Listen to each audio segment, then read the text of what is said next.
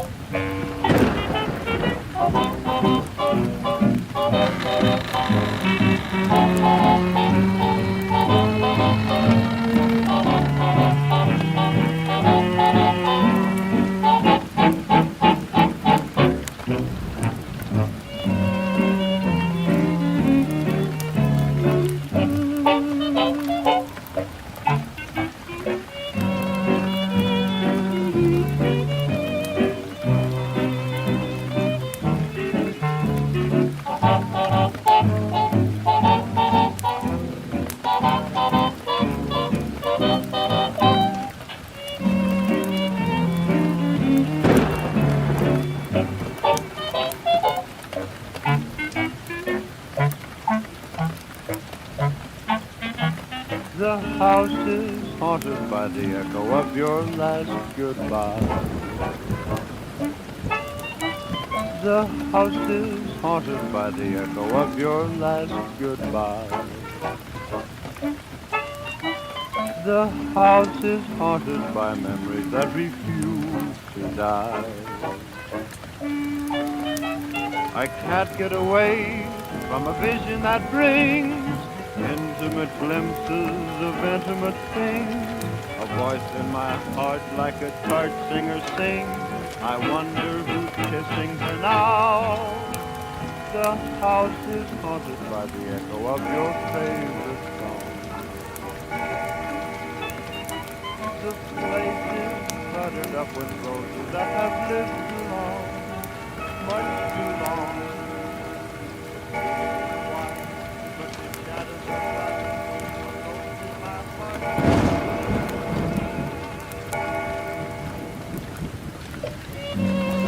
Good evening, and welcome to the Haunt Hour, with your host Dan Doble, Susie Fleesick, and Troy Crivello. Join us tonight as we talk about all things haunting and Halloween during the Haunt Hour.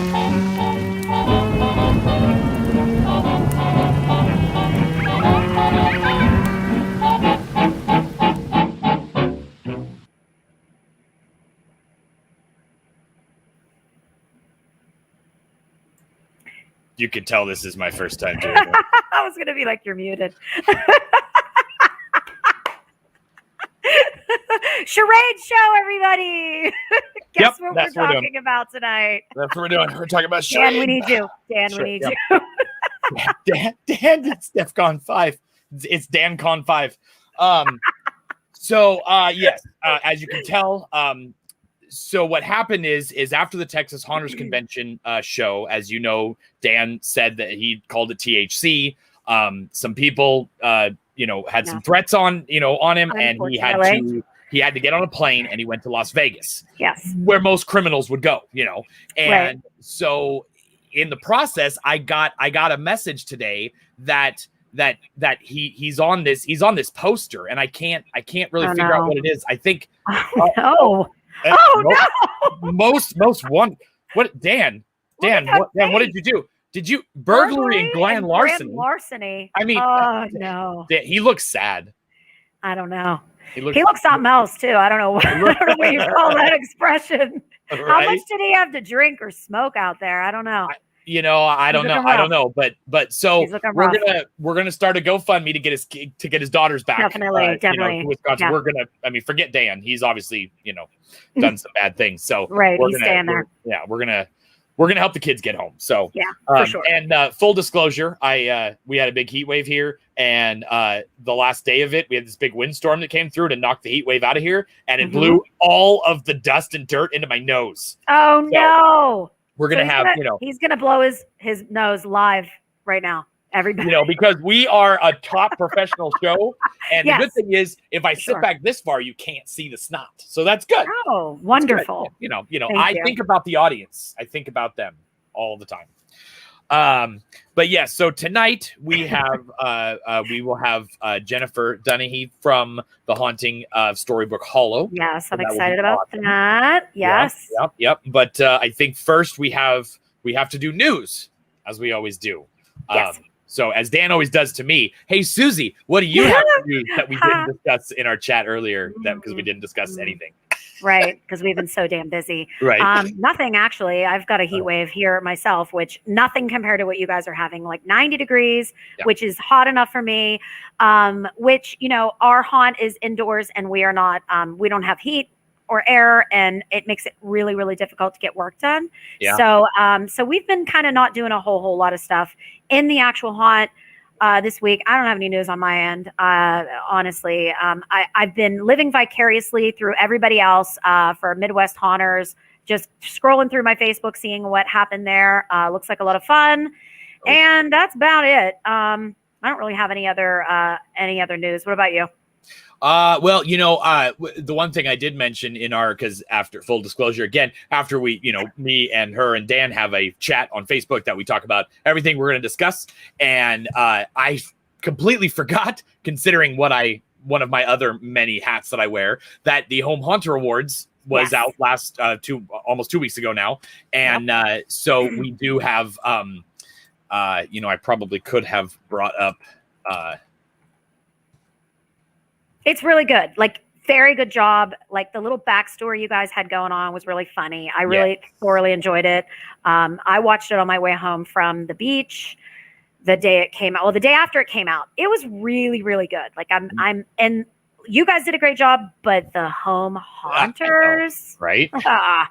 Kill me. Like, I keep saying, like, I don't know how much longer I can do this and charge people, because these home haunters are amazing. And Jennifer that we have on today is just kind of blowing me away with that dragon thing. And I'm just thinking, Yep.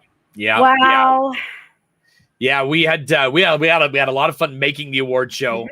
And if you didn't get a chance to watch it, it's on YouTube, and it's also at hhawards.rip, because that's an address now. You can get .rip. Cool. So just a quick little rundown. The best haunt cycled went to Jason Roxbury for his skeleton teeter-totter. Best pneumatic went to Andrew Long for his swinging torso prop. The best motorized prop went to Jim Adams, the refillable candy bowl, which was that was so cool. Yeah, it was a Rube Goldberg machine that made that whole thing going. That was awesome. The best haunts. Oh, I already did the one. The best 12-foot skeleton went to Nate Dingman, House of Hell, and we actually filmed our show at that haunt. And only Christopher knew that he had won until I got there. And then once I met Christopher at the airport, he told me, he said, by the way, Nate won, and we're going to film at his house. Oh, that's so cool. But we didn't tell him until we got to that part of the filming. And then we said, Nate, you need to leave. You need to go away. And he's like, why? And he's like, okay, whatever. And we're like, because you won this award, so we can't have you. I love it. But he didn't know what award it was. He just knew he won something. He knew that he won the 12-foot skeleton. Yeah. Once we were there filming. So, but he acts shocked, And And then best static prop was Daniel Browning with his crypt wall that he made completely out of pink foam, which was awesome. The best walkthrough went to Andrew Long for which is it's Haunt for HEP, which is a homeless empowerment program, so that's cool. And then the best display went to Hugh and Therese from Rutherford Manor in Canada, and they also won best overall. And kind of the way we do best overall is that we everybody gets a score, and it's a cumulative score of all the judges. So, for them, they got 280 points. Well, the next one down got 279 points. Oh, so wow. It can be a prop could have gotten 290 points because you have 6 categories and there's 10 points each. But then there was also like 5 or 6 judges. So math, whatever. Yeah. But so and any of those categories could win best overall if they have enough points above the others. So we just add up all the points from each category and add up each one of the judges, and the total points is what wins best overall. So they had, and kind of a Easter egg with all this is the majority of these people will be on this show eventually. We are scheduling them now. Yes. I need to know how to make one of those teeter-totters for the haunt, since we have a school theme. I need that. I think he was the one that said he can't come on the show. Stop. Really? Right? I know, right? The one you wanted to see. The one that I need to learn from. Yes. I'm sure I can I'm sure these other people will help me some ideas. Or you could just message Jason Roxbury and say, hey, I could. I could. Yeah. And that's a cool thing about the haunt industry is that you can message any of us and we will tell you how to do it, or we'll find somebody who does know how to do it. Yes. And speaking of that, there was somebody on the show that actually did a tutorial, right? Didn't you mention that somebody did a tutorial on their prop? I can't remember who it was. Yeah, the best pneumatic prop, the swinging torso from Andrew Long. He does a lot of how-tos. Most of these obviously the Rube Goldberg machine or that crypt wall, he showed steps of how he did the crypt wall, so you kind of get the idea. Right. But the majority of these haunters and haunters in general will do a how-to, and that's one of the coolest parts of the industry. That is awesome. Absolutely. We don't really keep our secrets. We have a haunter that's going to be coming up in a couple of weeks that made a fog chiller curtain. And he's like, I should have kept it a secret, because eventually even Atmos Effects got a hold of it. And they were like, this is the coolest thing. They highlighted the haunter. They said who did it. They pointed to all their pages. So it was, a ton of publicity. But Atmos was like, hey, you could use our projectors and our software with this guy's design. So it's very cool the way that happens. Well, I know. An embarrassing show.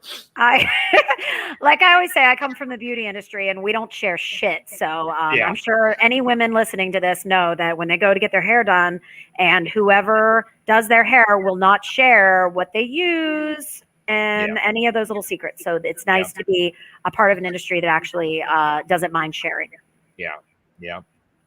And I think we'll talk about it a little bit more when Jennifer comes on, because I didn't know she went. But as you said, MHC just concluded. As far as I can tell, it was a success. It was just 1 year in Milwaukee. It'll be back to Rosemont in 2022. They announced that at the end. They always put that big poster up. So we'll talk to Jennifer a little bit about that too, so she can kind of give us the insider scoop on how all that went. So I guess that's all of our news, I guess. I think that's it. Yeah. Well, I think we'll bring on Jennifer from the Haunting of Storybrook Hollow here.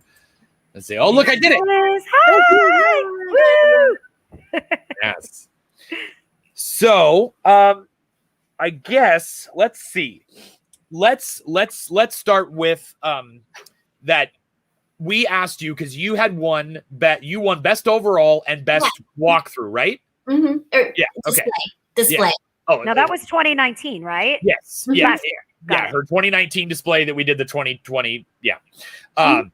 So, and one of the ways that we decided to kind of keep this honest, since we don't have a veteran category yet, which she fits into now, that we need several veterans to make a veteran category. So we decided, well, we're going to pull a couple of the best out of the bunch and say, hey, would you like to be a judge? And so we asked Jennifer to be a judge of the show. And so I know what it's like for me to be a judge of it, but I kind of wanted to get your take on how it was to judge all those like it was like 80 videos, I think. So. Yeah.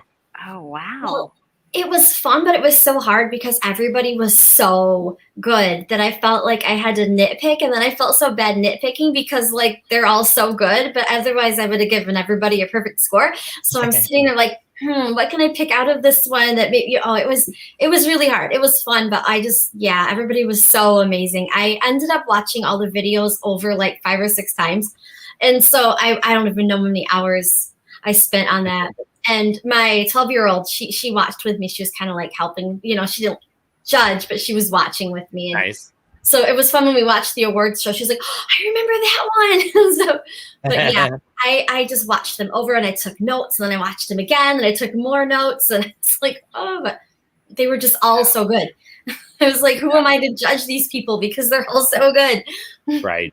Yeah, it is very tough. I make sure that one of the things that I do is I never watch anybody's video that they put out in October or November because I want to see it when I'm judging. And I don't like even my close friends, I don't watch theirs. And they're like, oh, did you see my video? And I was like, nope. No. I'm going to wait till January when I start judging.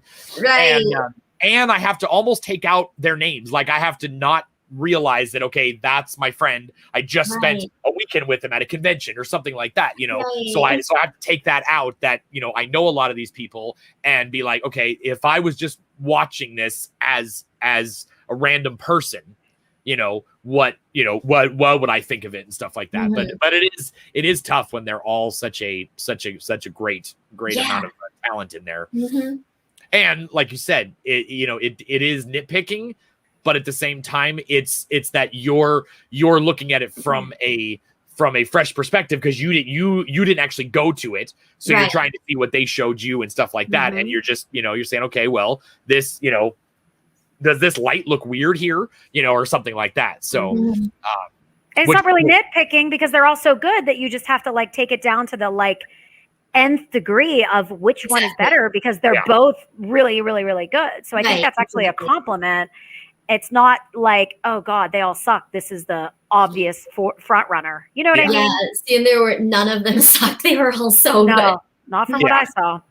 I would say that from the score sheets, everybody was pretty much within 1 or 2 points of everybody. The best overall points were 5 points away. So it was 1 point, 2 points, 3 points, 4.5. And that's how even the categories went. It was very, very close for everybody that was in there. There really was, and there were a bunch of ties. There were a bunch of third, fourth, and fifth place ties. So there really wasn't a bunch that nobody really got low scores. And probably the only thing that we've all said is that if you turn your phone sideways, that helps a ton with detail. I wanted to say that, but I didn't know if that was rude. But I'm like, I'm thinking like, I know this is amazing, but I wish I could see all of it. Yeah. You can only see what they submit. So if the video sucks, then you could have the best display, and unfortunately, you're not going to see it as a judge. Yeah, it with it being vertical, it actually reduces the pixels of the picture quality. So if you do it sideways, you're actually creating more pixels, and you're creating it what they would watch it on a TV screen or on a monitor. If you're going to watch them on your phone, then and only on your phone, then fine. But if you're going to watch it on a monitor, which all of our judges watch them on monitors, then landscape will help with the detail, and it will show a lot more up. And I can tell you that that's one of the reasons that Jennifer won last year was that we saw all the detail. Yeah, we saw trees and we saw other parts, but she did a really good job of keeping like with this picture. Let's see if I can get everybody on here.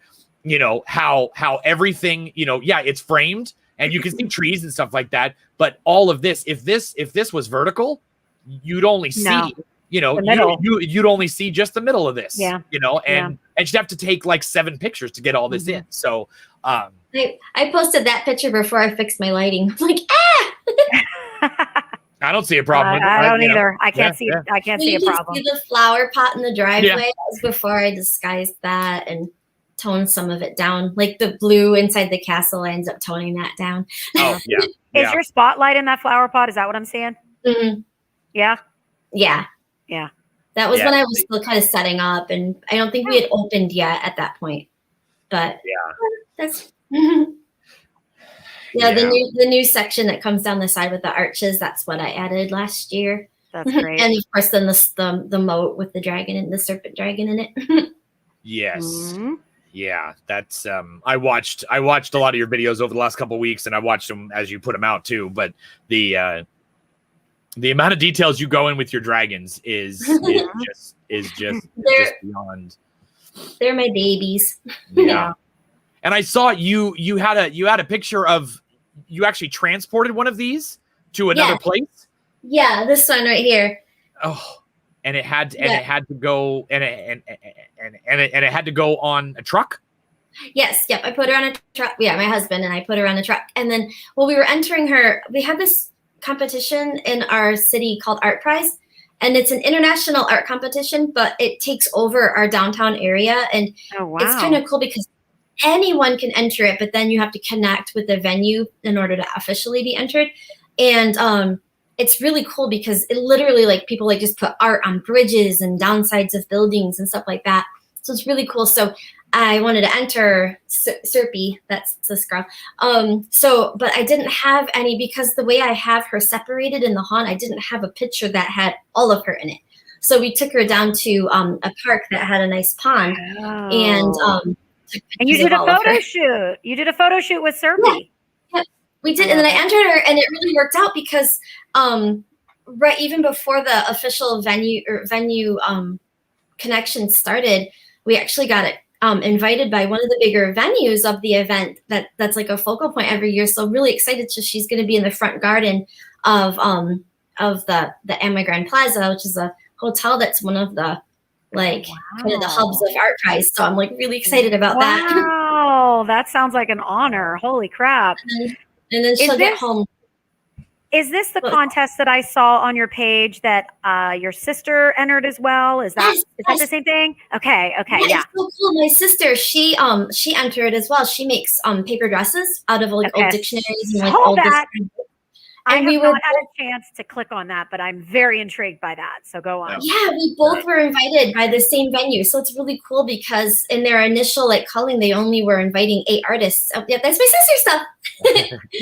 But we both gotten chosen as one of their 8, and they didn't know that we were sisters at the time. So it was just, she called me and she was like, I just got invited by the Amway, and we're like celebrating and jumping up and down. Then my phone chime goes off. I'm like, oh, me too. No way. That's so exciting. Yeah.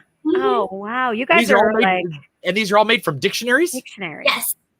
Yep, and she's a photographer, and she started making the dresses to do these interesting photo shoots, and then the dresses sort of took a life of their own, and now she's, oh my gosh, she's just amazing with them. That is incredible. Wow. Are these wearable dresses? Yes. Yep, she does photo shoots with people wearing them. No way. I want to wear a dictionary dress. I don't only because when I was in 6th grade, I was bad and my teacher made me write 7 pages of the dictionary down. So this is kind of bringing back bad memories. So we're just going to go back to you. I love it. Yeah, there she is. His entry. Oh, that's the photo shoot day. Okay. Oh, beautiful. Wow. It was fun too because people were walking in the park and they walk by and they just guessed. They're like, "Is this for Art Prize?" And we're like, "Yes!" So we're like, that is so cool. So your haunt, you said a little previously, you said you weren't open yet. You are a home haunt, correct? Yes. So you open. When are you open? Is it just trick or treat night, Halloween night? Basically, it's when we get done, which I always aim for the first weekend of October, but it always ends up being somewhere between the 15th and the 20th. Mm-hmm. I always shoot for earlier, but that's really when it ends up happening. Mm-hmm. But we've started setting up since we started the FISA. We started just setting up in August. So hopefully we'll really get the hang of that and we'll be open earlier in October. But basically, whenever it's done, then we get all the lights and all the effects on, and then I'll make a post that says, hey, we're ready, we're open, and then people can stop by and take a look. People can get out of their cars and walk around, or is it just a drive-by type thing? So we used to just have it be completely closed off. Oh, look at those flowers. What happened was we had the one sidewalk that goes to our front door. So kids because we sometimes get as many as 1,000 trick-or-treaters. So we'd have kids going both ways on the same trail. And we had kids I had a shepherd hook in my garden, and this kid went off the track and got it in their foot. And so we're like, okay, we have to do something about this. So we made a path that goes down the middle. So now they go up down the middle of the yard to the front door and around. This year, we're thinking about kind of making a path that winds around so they can actually walk through the whole thing and see it. So that'll be if we have time to make that happen. Because, like, I think that Troy might remember we have like fake paths that look like the little market village paths, and we're thinking about actually like using those, like letting people on them. So we will see. I see. Yeah, like this down here with the logs and stuff like that.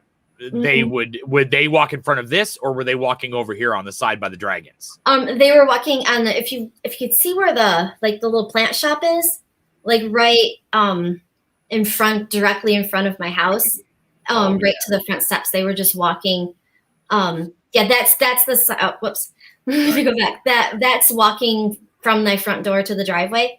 That was the only way in and out, and everybody was just running into each other and falling. And so we made the path that goes from the columns down the middle to the door. Then they go down the driveway, and that has worked out nice. I still get some kids who they want to go to the castle first, so they'll come up the driveway and try to go around. But usually, once they get to the sidewalk, they see the exit sign and turn around and go the other way. And so, because you can see her house just back here. There's a little part of it back there. In the I know. I'm gonna hide that this year. That, right? So that's crazy. You're like, I don't want to see any bit of the house. Right. I'm going to be doing something like that next year, where I'm going to cover the whole front of my house. So I'm just going to. If your castle disappears, it wasn't me. It was second floor this year. It's getting a second story this year. Oh my gosh. Okay, so you say we. Who's we? My husband and me. You two are the only two that do this. Right. Jesus. Yep. Wow. You guys, what was that? You don't have a team. It's just you and your husband. No. You guys work on all of this stuff as you guys. Yep. Just wow. the two. So your kids don't help at all?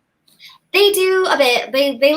My 7-year-old loves the mud. So whenever something's ready to mud, he's always digging in there. And then my 12-year-old has an astounding natural gift for dry brushing. Oh. So she will help me out with dry brushing from time to time. And I'm making these little cryptid little hybrid animals for a little cart that's selling them. That they're not really selling them. It's just be one of the right. Yeah. And she wants to help me with those. We'll see if she does. But for the most part, it's just me and my husband. He does he frames things up.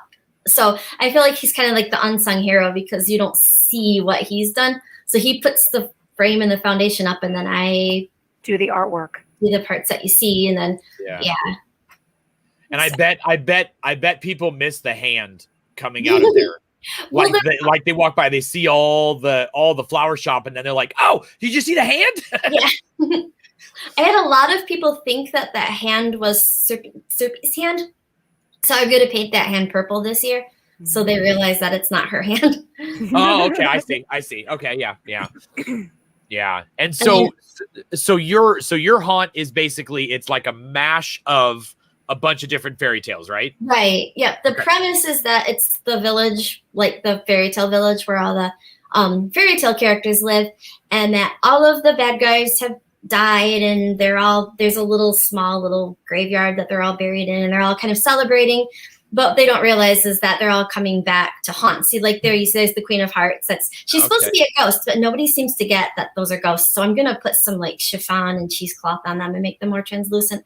But so we've got a little graveyard, and then the villains are ghosts, and they're coming back to haunt them. But they haven't realized it yet, so they're all still happy and celebrating. But the ghosts are popping up. So it's just the little details of putting the little mushrooms and putting the little pumpkins down, and just the. Yeah. When I saw this the first time, because one of the things I keep telling Christopher is that the people that are entering the awards are people that I didn't know. And where did you all come from? So how long have you been doing this haunt? 2008 was our first year. And so how long have you been in the in the Facebook communities like Halloween Yard Haunts and Hunters Hangout, things like that? I don't know. Probably I don't really know. Probably 4 years. And were you just kind of lurking in the background and not I don't know. I would post stuff, but I I don't know. I just nobody really noticed it, so I was like, I'm here, but. Well, you've been noticed now for sure. Because I mean, when I saw what Jim Adams did this year with his 13 skeletons, the big Rube Goldberg machines and stuff, I love that. Where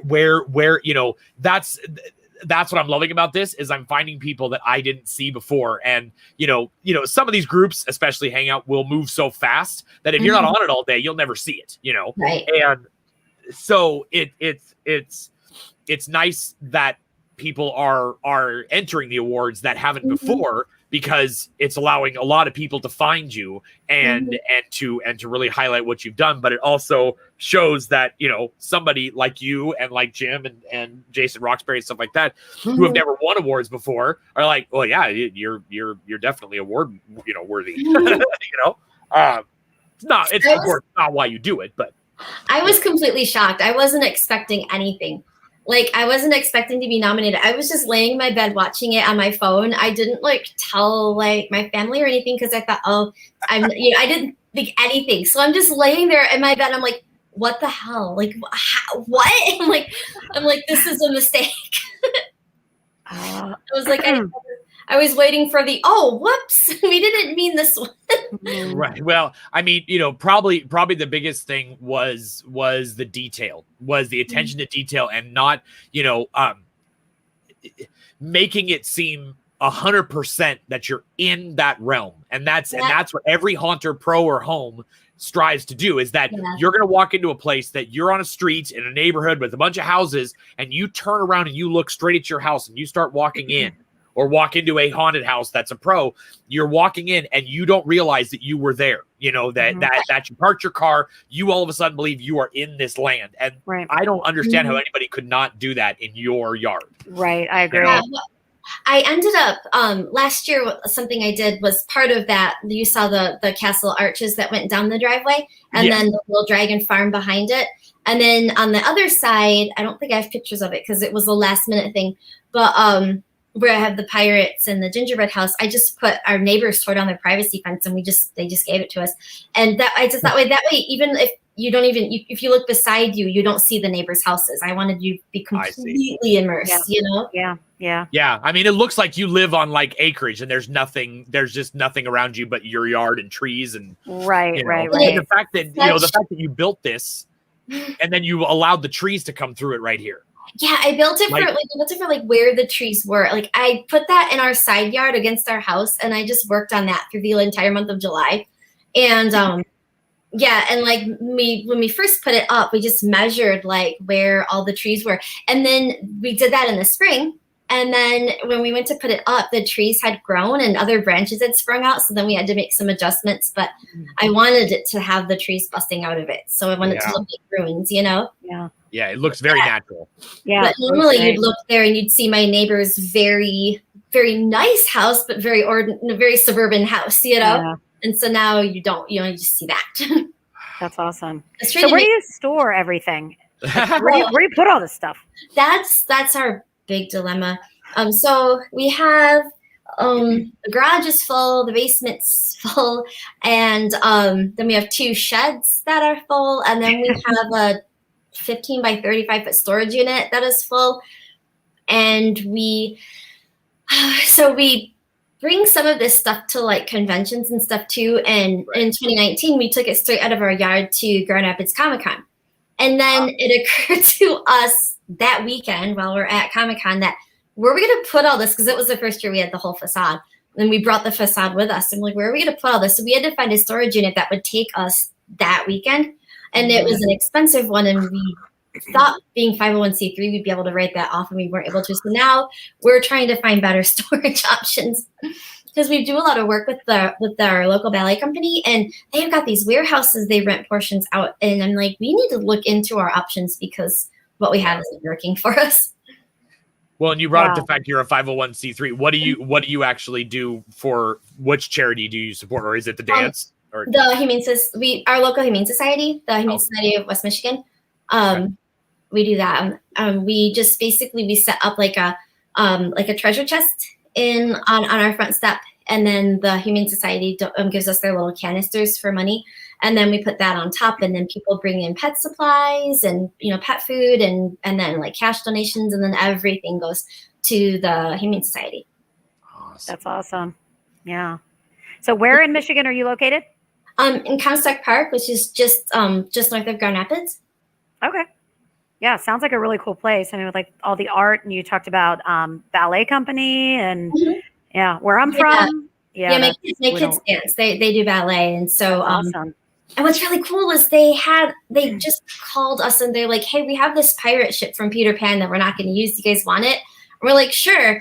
And so we get there to pick it up, and they're like, "Do you want the rest of the set? And here, do you want our Dracula set? Here's the crypt." No. So now we got to figure out how much of it we can handle, because I mean, like, it doesn't fit in the theme of my haunt, but our whole neighborhood, like, we have our whole neighborhood does this. So we have a competition. We run it, so we don't enter it, but we usually get about 20 people that enter it every year. So, and then my son has a haunt. He's up the street. So I'm like kind of partying the set out. I'm like, who wants a crypt? They're like, they place all these like creepy black, like old fashioned baby prams that were made out of wood. So they could be outside. And I'm like shipping these little pieces off to my son. And I'm like, cool. Oh, wow. I was going to ask you what your neighbors thought, but they're all in it too. Yeah. Mm-hmm. That's I so mean, cool. I'm sure we have some neighbors that aren't so like crazy about it, but oh yeah, most of the neighborhood, I think they really like it. Well, and what's cool about yours is it's not scary. Right. The aspect of there's no blood and gore, there's no body parts, things like that. It's that it's you've transported them into a land that is, we have one here that is Star Wars. It's all Star Wars themed, but it's for Halloween. And so you don't have to be scary. So at least your neighbors know that it's not all blood and guts. So I mean, if I was your neighbor, I mean, granted, I would love to have all different types of haunts around me, but to have this over blood and guts, your neighbors should be like, whew, dodged a bullet. Well, right around the corner, you can see them from, like, we're just a couple of houses into our street, but right on the corner, you can see right from that corner, there's one, they call themselves the Murder House, and it is a bloodbath. Wow. Whoa. So you have that one and yours, and then you said your son is down the street as well? Mm-hmm.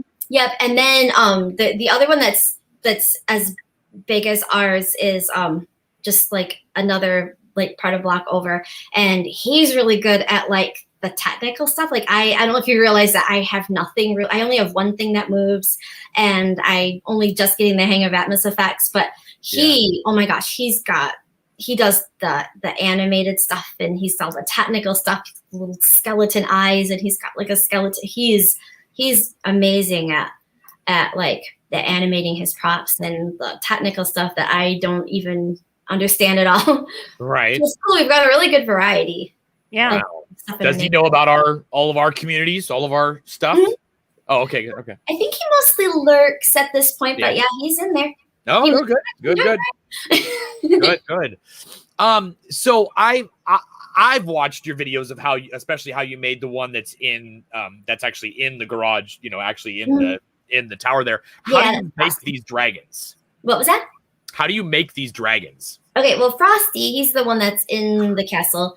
He's a puppet and a costume. So we didn't actually originally build him for our haunt. We built him for Grand Rapids Comic-Con. We were going to enter the competition as all ice, like characters with frost powers and ice powers. And so he's actually the frost dragon from Skyrim, and I made that for my husband to wear. And we made his frame with like PEX tubing and PVC, which we wouldn't repeat if we were ever going to do another costume dragon, because it just didn't really hold up well. And my husband did all that part in the framing, and he's got little pulleys inside of him to move his head and his mouth and everything. And then put chicken wire over that, and then basically like the same like where you would like make like the Reapers with the burlap and the monster mud. I just basically make a skin out of that and get all that formed. And then every single one of his scales is all like cut individually EVA foam that was like put on there and then heat formed and made all of his scales. And I originally carved his head out of styrofoam, and I was going to use it as a form to then shape EVA over. But once I was done, I kind of liked how it looked, so we kept that. But it was too heavy. So then I had to put the EVA foam and then carved all the styrofoam out from the inside. It was 5 years of like fix this, tweak that, trial and error. Wow. Things are cotton, just like a cotton bed sheet that I just plasti dipped to make it feel like skin. And yeah. Oh goodness, yeah. See, that's the whole process. Oh my gosh. Yeah, that's. I remember watching this one. This was like, I was like, I quit. No, that's me. That's my line. I quit everything. Oh, that was his first head test, his head mechanics test. And that was actually like, I thought he was done, but then we entered the Crown Championships of Cosplay. Yeah, that's when I was carving all the foam that I could out of his head because it was too heavy. And then I just like, we entered him in the Crown Championships of Cosplay, which is kind of like the Super Bowl of cosplay competitions, and didn't expect anything out of it. But then he was accepted, and they only picked like 30 people in the whole world. Oh, wow. And so I was like, oh, well, my sister had taken pictures of him, and she made him look better than he looked. So like I had to like spend the entire like, oh goodness, like February and March. This is where I completely revamped him. Oh, there's my kitty. So. Oh my gosh. Frosty's first outing. Wow. We brought him to my daughter's school for Halloween. That's amazing. And that's when we realized that his wings couldn't be transported. We had to bring him home and start all over again. Right. No. And so that now what moves it in this part? My husband's in his stomach right now in this video. Oh, so my husband is in his stomach. So on Halloween, he's in there doing it? He pops in there like when we get a good sized crowd of kids around him, then he'll pop in there and be, we're trying to figure out a way to motorize him. Yeah. That's a lot of servos and a lot of motors. Yeah. And neither my husband and I are good at that sort of thing. Yeah. So, but he, as a costume, he's kind of just worn out. So he's we might bring him downtown to hang around, Serpy at Art Prize to help like hand out cards and stuff like that. Mm-hmm. But then after that, he's going to be retired as a costume. And that's when I think I want to look into how we can motorize him as a prop. Oh, wow. That's amazing. He just, that kid was like, nope. I didn't think he was going to move at me. I know, your kids either like absolutely adore him or they're terrified of him. Right. Yeah. Yeah, no, it's definitely, That's incredible. that is amazing. I mean, it's just the the fact that you can make something like that, like you said, with, you just started making it, and you just kind of learn as you go along. And that's. Yeah, we had never made anything like that. We had made a really huge dragon that was on our roof named Montague like a few years before that, but he was just a prop. And I've made like some pretty big cosplays and stuff, but we had never made anything like that. And we had no idea what we were doing. And so it was just, like I said, 5 years of go back to the drawing board, start this over, redo that before we finally had him how we wanted him. Yeah. What kind of like art background do you have? You have to have some kind of art background. Don't say no. You have to. I know. I just kind of learn as I go. Oh my gosh. I mean, I wouldn't even know where to start with something like that. I know. Like, I'm just shocked. I'm amazed. Thank you. So, Serpy, what is she made out of? Since she's not. Okay, so Serpy, because she was only ever going to be a prop, she's really straightforward in how she was built. So basically, the frame is just steel conduit that was bent into shape. Mm-hmm. And then my husband did that. And then I took just PEX tubing, which, like I said, I would never use for a costume again, but it works great for just a prop. I just made like a little skeleton, little rings, on the conduit. And then chicken wired around that. And then again, the burlap. I stopped. Yeah, there you go. There it is. I stopped dipping the burlap in Monster Mud. I just started applying the burlap and then just like working the mud in. And then I use a modified Monster Mud so that it's I use foundation coating instead of joint compound. Oh, okay. So I don't have to do any waterproofing. And there's kids are mudding. Exterior latex paint. I see. Yes. Yep. Yes. The foundation, it's pricier than the joint compound, but you don't have to seal anything. And I I have like my Washington Irving stone that I made, I think, in 2009, and the wooden part that the horse and the horsemen are on did rot, but everything, all that, that foundation coating in the burlap is still good as new. So wow. yeah. So then once I had it was all mudded and coated, then I put EVA foam scales, just like I did with Frosty, and then did like a little latex kind of like in siliconized caulk and exterior paint. Latex paints kind of do a slurry and smooth it over so that it's all smooth and you don't see all the individual scales. Oh, I see. Okay. Yeah, I was going to ask you because I've seen you mention slurry before, and I wanted and I wanted to know what that was. Yeah, it's an exterior siliconized latex caulk, and then a little bit of the foundation coating, and then some latex paint, and then I just whip it up, and it's got this like whipped sort of, light texture, but you paint it over it, and then it covers all the seams and everything, so the scales just all blend like a nice skin. Wow. So, and then I carved all the little details with a soldering iron on the EVA foam. Look at that. Yeah, I just built everything in our house. We have this little house, and it's always taken over. Right now, it's taken over with beanstalks. Oh yeah. I'm making a almost 30-foot tall beanstalk in 4 different sections that will all be put together. That's the slurry part. Oh wow. So I've got it in 4 different sections in my living room right now. It's this beanstalk, which I built the same exact way I built her. Oh wow. Yeah, I know that there's a hunter in the Boston area that Stephanie Stensrud. She does a lot of stuff in her house, and she has her kids help her and stuff like that, but she makes a lot of props in her house. And I'm just like, every picture she takes, there's something in her house in the background. And I'm like, you need like a shop. Because your house is just constantly Halloween, which is awesome. I mean, I wouldn't complain, Wow. Yeah, I would love to have a studio. That would be amazing. The room I'm in right now is a room it's an addition that we put on our house that we call it the classroom because my 2 oldest were homeschooled all the way through. So we built it like it was going to be our homeschool room, but we never used it like that. But right now it's kind of like a playroom, and it's got all the books in it. If we ever get our basement clean, I can bring all that stuff downstairs. Then I will claim it as my studio. But right, I don't know if that's ever going to happen. Because I can see how somebody could confuse that hand for being. I get it now. Okay, sure. Yeah, that makes sense. Yeah, I'm gonna paint it purple, and hopefully people will get it. And then I'm gonna put the Atmos FX dragon eye behind it. So then hopefully people will get that. That's a different dragon. Oh, there you go. Yeah, that little hand is left over from the dragon, our very first dragon that was on our roof, but he passed away.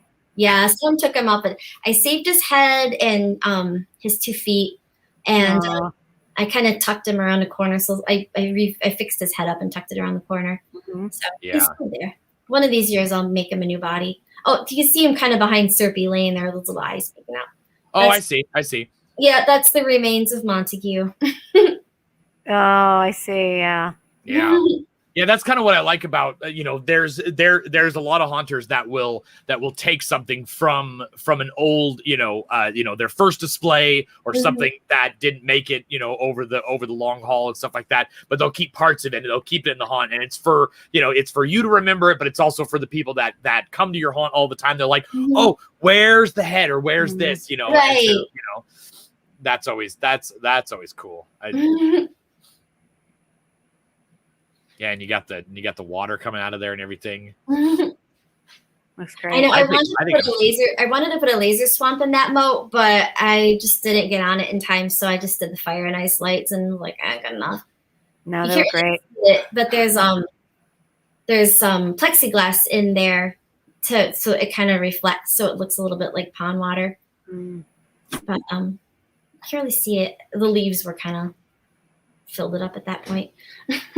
But even like just a little, you got the little dragon back there, Yeah, it's just your little details are really what seals it, Yeah, that little dragon was given to us, and I was like, yeah, we can incorporate him somewhere, and add that little nook I used to have Montague's head peeking out of that. So I was like, we'll put that little dragon in there. Yeah. But when we put the arches going down the driveway, I had to switch around that back wall, which didn't leave enough room for Montague anymore. So we put that little bitty guy in there, moved Montague. Now you've got all this stuff out in the elements and the weather. Do you have a lot of like fixing up and repairs that you need to do? Or do you think that, I mean, from what you've said, you've really considered like waterproofing and things like that. Do you have anything that you're like, oh, the weather got to it? Or do things stay pretty much good? For the most part, it's really just like aging wear and tear that I have to repair. This is a big repair year. Like I noticed over the past couple of years, I'm like, I really need to get to that. And I really need to get to that. And it's built up. So like this year I'm doing a lot of repairs. I don't know if you saw the little gnomes anywhere in there, but I took all their heads off and I'm just completely revamping them. I really should have just started them over, but my son and I made those back. I mean, he's 27 now and he was just a young teenager when we made them. So I wanted them to keep the same character. So I've actually spent more time fixing the original heads than it would have been to remake them. But yeah, this is a repair year. I'm doing a lot of repairs. I had these big plans, and I don't know if the second floor of the castle will get done. It might just be the beanstalk and some repairs. I don't know. Yeah. It's a time gets away. All of a sudden it's September, you know. Totally. But as far as the weather goes, you know, like last year we had some damage from just one, it wasn't like a particularly windy night, but one gust came out of nowhere. And we got a lot of damage to the castle from that because we had missed 2 spots where we're supposed to anchor it. I'm usually really neurotic about, I'm usually really neurotic about anchoring everything in at least 3 different ways. And, thank you. But yeah, we missed 2 points on the castle, and a huge gust of wind took one of the towers down, that red dragon down, and it landed on the arches. But when we pulled it up, the damage to the arches was like better weathering than I had done. So I just did that. I was like, perfect. I just kind of repainted over. And then we put that poor red dragon, the red Home Depot dragon, back together. My husband did with duct tape and some great stuff. We threw him back up on the roof, like black duct tape, and like. Being on the roof, you couldn't tell, but he needs a lot of work. And then the castle, we brought that tower in the house, and we're like all night long just trying to fix it back up so we could get it back up the next day.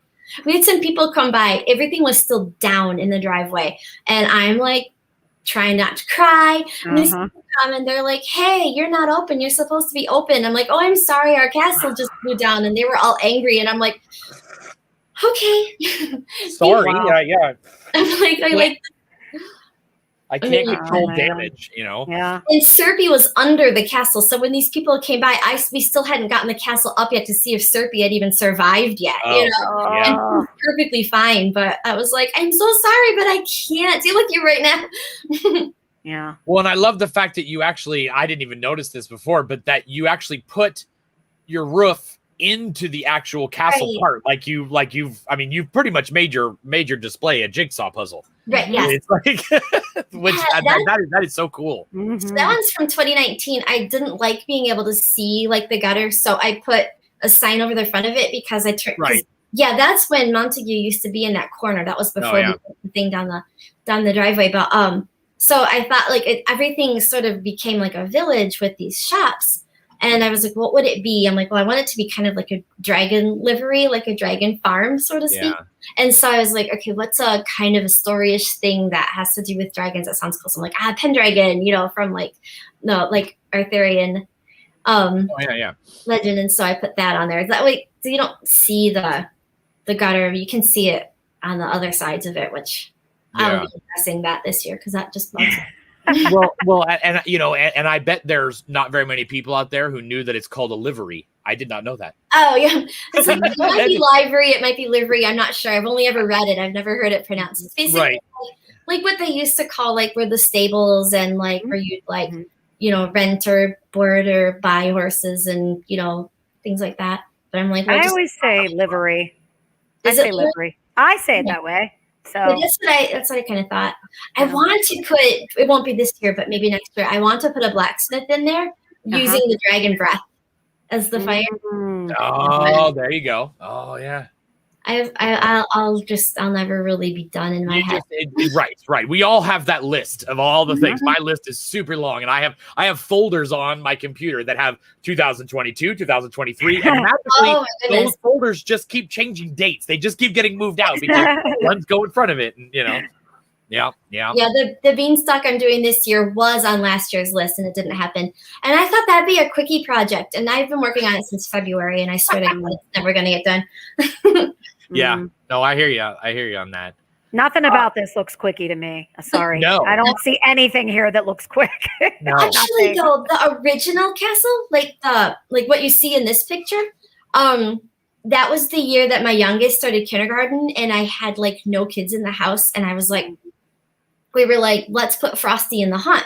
But because he's a costume, he's not weatherproof. Right. And so I'm like, well, where could we put him where he's enclosed? And we're like, we could put him in the garage, but that'll look dumb with him in a garage. So I'm like, let's make the garage into a castle. And from the time when my kids went back to school, like after Labor Day until October, those like maybe 3 weeks, we got that castle done. Oh, wow. Which is so weird that we got that done that quick because I normally don't work that quick at all. No. Right. I think it was just the exuberance of having my entire day to myself. I was like, yeah. Right. I remember that feeling whenever the youngest goes to kindergarten and you're like, what will I do with all this time? Right. And then all of a sudden it's Build a castle. 3:00 and they're coming home and you're like, I didn't get anything done. But Yeah. My husband cleaned the garage for me so that I could work on that in the garage. And basically, I'd get the kids on the bus, I'd go in the garage, and then all of a sudden the bus would be back and they'd be home. I just worked all day on that castle. Yeah. It was fun. Has there been anything that that you've said, I want to do this, and your husband goes, no? All of it. All of it. And I just keep working on it. I had a feeling. Yeah, every single thing. He's like, and he says it's not possible. And then I like make it out of index cards, and I'll be like, look, this will work. Wow. And then he finally is like, all right, fine. All you right, can do fine. it. Yeah. that's awesome. Yeah. So, we only have a few more minutes, but so you said you went to MHC. Yes. Obviously, it was closer to you. Kind of, because did you still have to fly, or did you drive? No, we drove an hour to Muskegon, Michigan, and then we took the ferry across the lake to Milwaukee. Usually Chicago would be closer for us. Right. Yeah. We go to Chicago a lot. This was our first year going to MHC, so Okay. I was really, really, really excited. I was kind of nervous because I didn't know what to expect. Right. And then we brought our two youngest kids, so that made it quite an adventure. But Right. it was great. It was so much fun. Good. I think you may be the first haunter to ever take a ferry to a con. I think that unless somebody else did the same thing, I think you might have been. You might have that accolade too. I've never heard of somebody taking a ferry to a convention before. So Yeah, it was fun. It would have been like a 9-hour drive. really, And I you have to go wasn't doing around. that Yeah. drive with Yeah. the kids. So we thought, well, it'll be fun. They'll enjoy the boat. And the way there, the boat ride was hell. It was awful. I was like, what have we done? But the way back, it was great. I don't know. I think we took the Dramamine beforehand and we were going with the wind instead of against it. And it was really fun. We got to see the sunset and everything. But it was great because I got to meet some of my like absolute idols that I've like Bob. I was like, hey, Bob. I absolutely love his work. And I got to meet Alan Hops. That was awesome. And so it was fun. It was really fun. Well, I will be at next year's MHC with my wife, so we will. I'm hoping we'll get to go. The date that it is usually our kids' dance recital weekend. So I've I'm heard like, that. Yep. I know. Yeah. I'm like fingers crossed that dance recital's not that weekend this year. That's us with Transworld. Transworld is always in March. My daughter's into musicals, and it's always right around musical season out here. Yep. And so it's like, sometimes, we've been okay lately. Yeah. It was actually supposed to be the weekend of her musical until they changed it to May this year. So we were actually able to make it. And she was the lead. So, of course, you can't miss that. Right. But, Well, you should probably give them a little nudge when you when you talk to them and say, maybe you can move it one weekend before or after this date. There you go. Sometimes it's the following weekend because there's like a festival of the arts in our city that the kids usually dance in. And so if it's the first weekend, then they usually have recital the following weekend. So And sometimes they cram them in on the same weekend, but I don't know. With COVID, all the dates of everything have changed. So Yeah, that's true. Yeah. So we'll see. I really hope to be able to go. It was so much fun. Yes, I've been a couple times, and it's definitely. I think all the conventions have their things that make them interesting and make them fun, and I like that there's there's enough of them around the different parts of the country to kind of go to, and I'm trying personally to make it to all of them so I can really have a full picture of everything that's going on. I'm going to Texas in a couple of weeks, and yeah, I will definitely be. My family's from Chicago, and my wife has never been to Chicago before, and I've been twice now. And so I'm like, no, we're gonna go. We're gonna show up like Tuesday and do all the Chicago stuff, do all the touristy stuff, and then we'll do the convention the rest of the time. And so it'll be fun. Yeah, you always have to leave a couple of days just to do Chicago. Chicago is the best.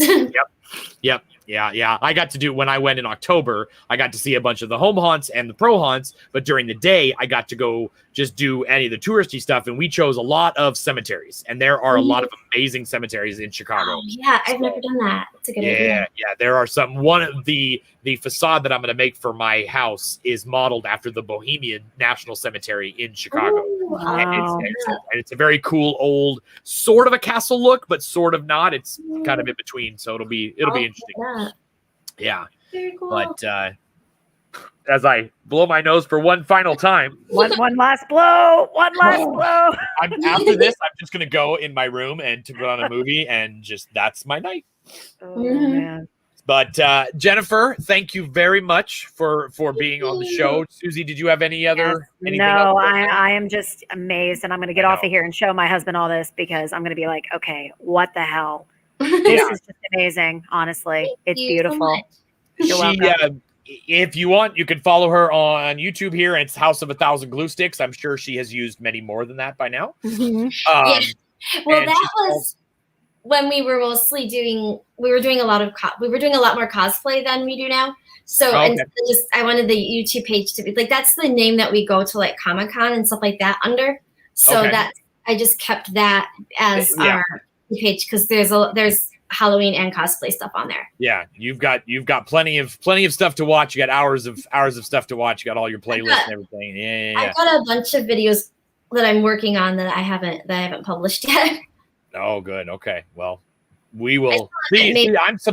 Well, Haunt Collective is subscribed, but all my other YouTube channels are subscribed as well. So you got to subscribe, and you got to hit the little bell, so whenever she posts something, you get the notification. And then on Facebook, she's the Haunting of Storybook Hollow, so you can like that and follow it and see her carving watermelons. It'll be fun.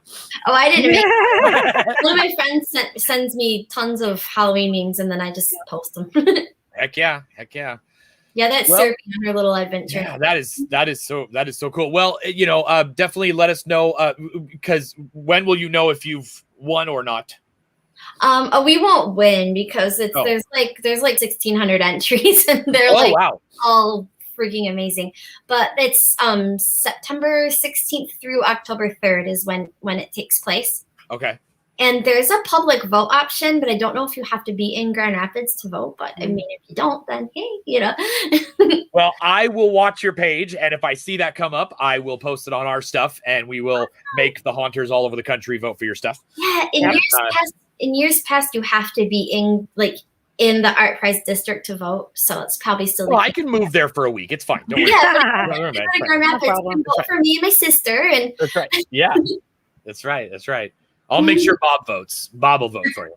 Yeah, I'm sure he will. Yeah, and behind the curtain, Bob will be on the show later in, I believe, in the beginning of September, so or the end of August, one of the two. So he's gonna show off what he's making and all that kind of stuff. So we have a lot of awesome haunters lined up for the next several months, and so just stay tuned with us, and you can check all of her stuff out on her pages, and like all of her stuff, and see what she does for this year. So thank you. All right, thank you very much. Thanks. I guess that's it. I don't know. That's it. I guess Dan just says bye. He just ends it. He just kind of hangs up, and it just kind of goes